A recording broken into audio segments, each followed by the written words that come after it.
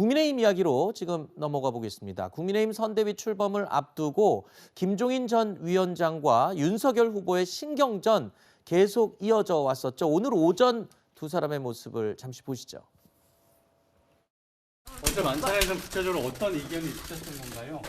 설마리 없다고 그렇게 얘기를 해도 어제 만찬에서는 조금 어떤 이야기 나누셨는지 조금만. 별 얘기도 없었어. 네네. 뭐 항상 똑같은 얘기를 하고 있고. 오늘 그 인사해가지고 출발하는데 어떻게 생각하시나요?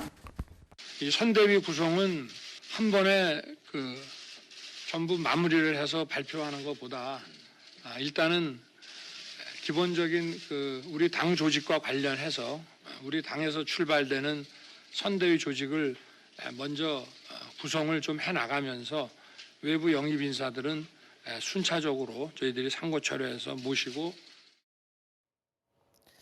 자, 오늘 오전 윤석열 후보는 선대위 주요 인선안을 발표했습니다. 김병준, 이준석 상임선대위원장을 밑으로 조직과 정책, 직능은 주호영 의원, 원희룡 전 지사, 김성태 전 의원이 총괄을 하고요. 홍보 미디어 총괄인 이준석 대표가 겸직하는 형태를 만들었습니다. 당무 지원은 권성동 사무총장이, 그리고 특보단장은 권영세 의원이 맡기로 했습니다. 자, 총괄 선대위원장이 없이, 그러니까 김종인 전 위원장이 없이 선대위가 출발을 하게 된 셈인데, 글쎄요, 차문 열어놓은 채 출발한 거 아니냐, 이렇게 얘기를 많이 합니다.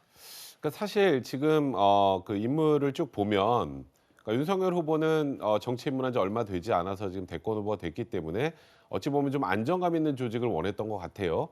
전체적으로 보면 좋게 말하면 좀 당내 중진들이 많이 포진해서 안정감 있다라는 느낌이 들기도 하지만, 좀 비판하는 측면에서 생각을 해보면 전혀 새롭지 않습니다. 전혀 새로움이 없고, 그리고 딱 보시면 이준석 대표를 제외하고 사실 청년층에 소구할 만한 인물도 딱히 보이지 않고, 또 여성도 지금 없어요.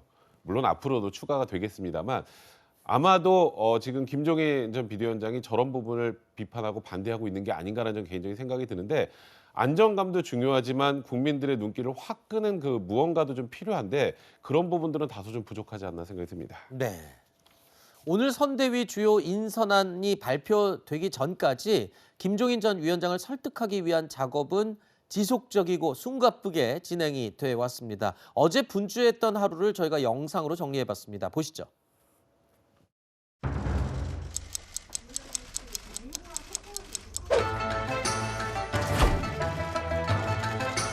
친구로 만나러 왔어.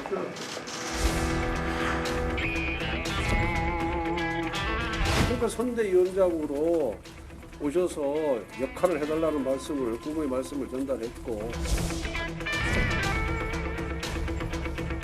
뭐 200% 되도록 만들어야죠.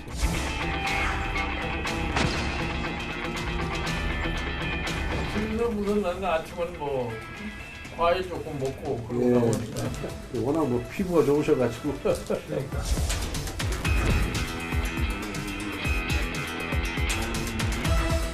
내가 지금과 같은 입장을 견제할 수밖에 없다는 얘기를 우리 후보한테 얘기를 했어요. 따로 약속한 건 없는데 뭐 하여튼 시간이 조금 필요하시고 또 어떻게든 잘 되도록 도와는 주겠다. 그리고 총괄 선대위원장직을 맡는 문제는 조금 더 시간을 좀 갖겠다.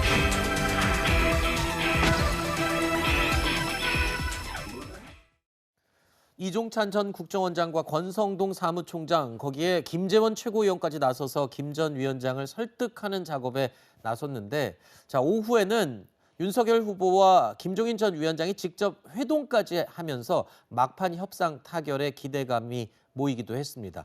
윤 후보가 김병준 위원장의 인선은 그대로 두되 역할을 제한적으로 바꾸는 방안과 비서실장 직책을 아예 없애는 카드까지 제시를 한 것으로 알려지고 있는데요. 자, 김 전 위원장을 설득하려는 과정 어제 오후까지 계속 이어졌습니다.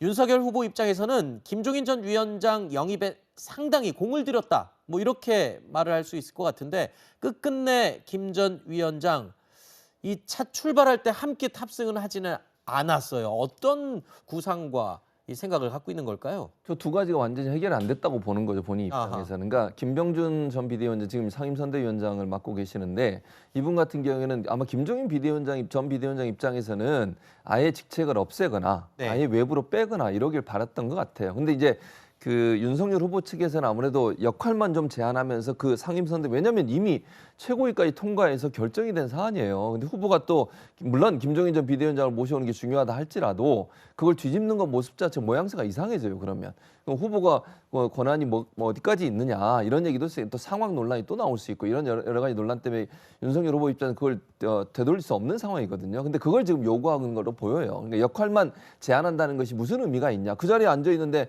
또 그러면 김병준 전 비대위원장이 오셔가지고 역할 제한한다고 해서 그냥 자기 역할만 하겠습니까? 저는 그렇게 보이지 않아요. 그러니까 원래 본인이 뜻하고 있었던 그 체제가 되기를 계속 요구했던 것 같고 윤석열 후보 입장에서 그걸 받을 수 있는 상황이 아니에요. 지금은 그런 상황이고 비서실장 문제도 장제원 의원이 물론 이제 물러나겠다 떠나겠다고 얘기했지만 막판에 또 한마디 하셨잖아요. 나가시면서 뭐 정권은 윤석열 후보한테 있다. 원톱은 윤석열이다. 이 얘기하면서 김종인 전 비대위원장이 기분이 좀 상했을 거예요. 네. 그리고 이제 나간다 하더라도 어쨌든 여러 가지 역할을 할 가능성은 저는 있다고 봐요. 장제원 의원이 뭐 직책을 안 만다고 일을 안 하겠습니까? 네. 그럴 가능성은 낮고 이런 부분들은 명확한 어떤 선긋기가 필요한데 아마 김종인 전 비대위원장의 요구를 아마 윤석열 후보가 다 받기가 어려웠지 않겠나. 그래서 네. 아마 갈등이 계속되는 것 같습니다.